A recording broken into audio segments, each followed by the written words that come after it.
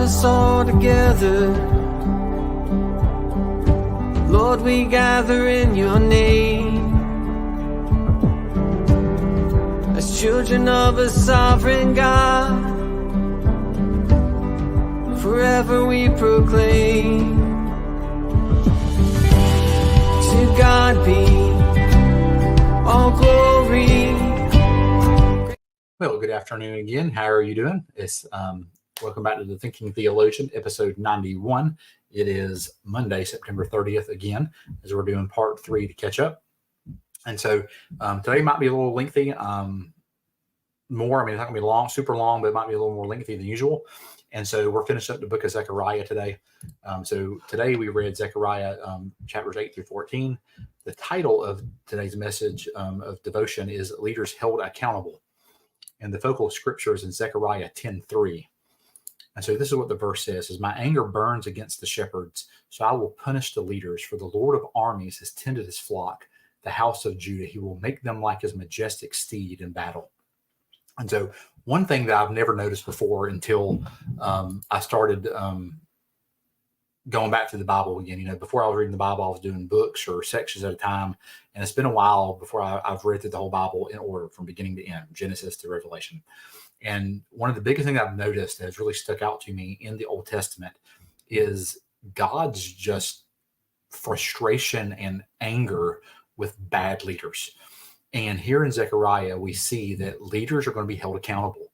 And he's talking to, even though he's putting Jonathan the priest in a position here to do what's right and take away his iniquity, like we saw yesterday, take away his iniquity and clothe him and make him clean, we also see that he's going to come down very, very difficult on bad leaders, because leaders who lead his nation here in this context, but also lead his church, are going to be held to a higher standard. And this is something that we need to be made aware of, that sometimes gets a pass. And it's very frustrating when the church doesn't do the right thing, when leaders aren't held accountable for their behavior and what they do, because God takes it so serious. And so, over my time in ministry and doing things, I've had the great privilege in my life to serve among some of the best pastors anyone could ask for during my time on staff at churches. I learned so much from these men on how to lead. I saw men who treated others wonderfully and fairly.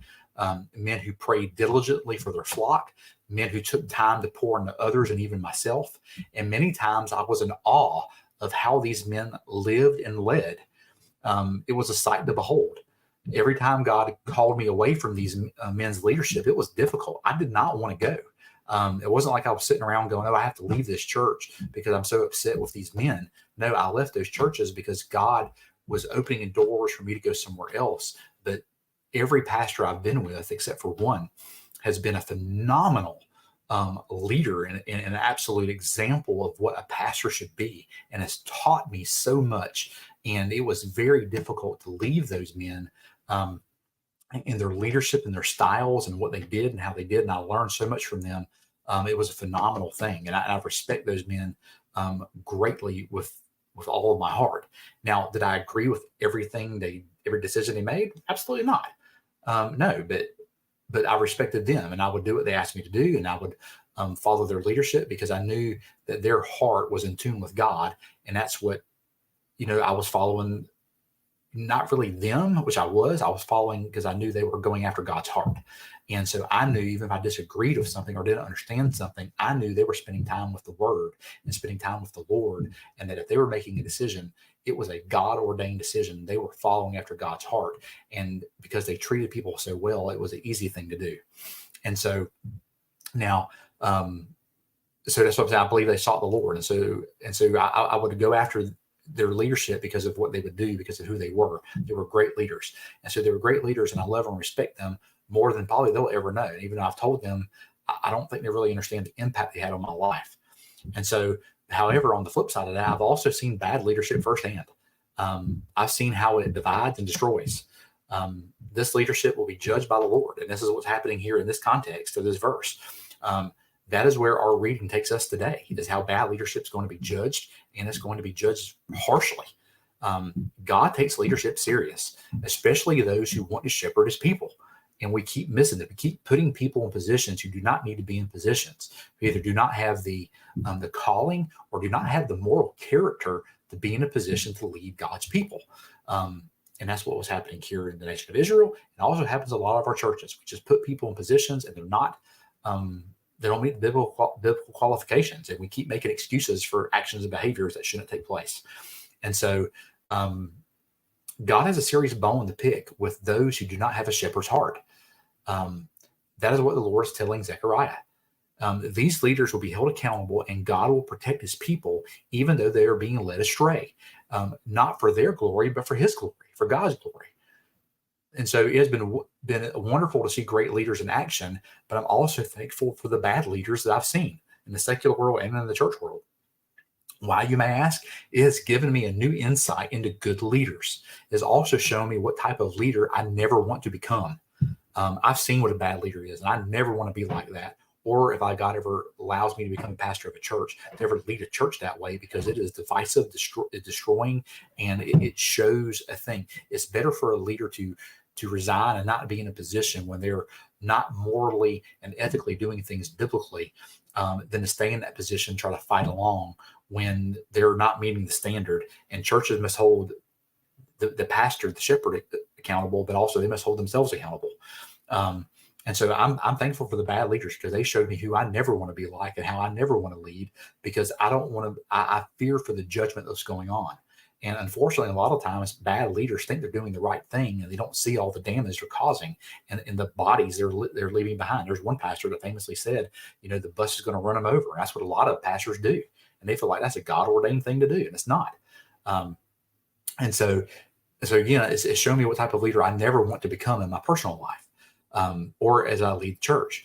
But it showed me the type of shepherd to stay away from, in personally in ministry. I've had to step away from a leader who was a ministry leader, because I couldn't be around them because it was causing so many issues for me, ethically, but also spiritually, because they were doing things that weren't right and behaving in ways that weren't correct. And they would show one side one way and another side another way, and there was always conflict.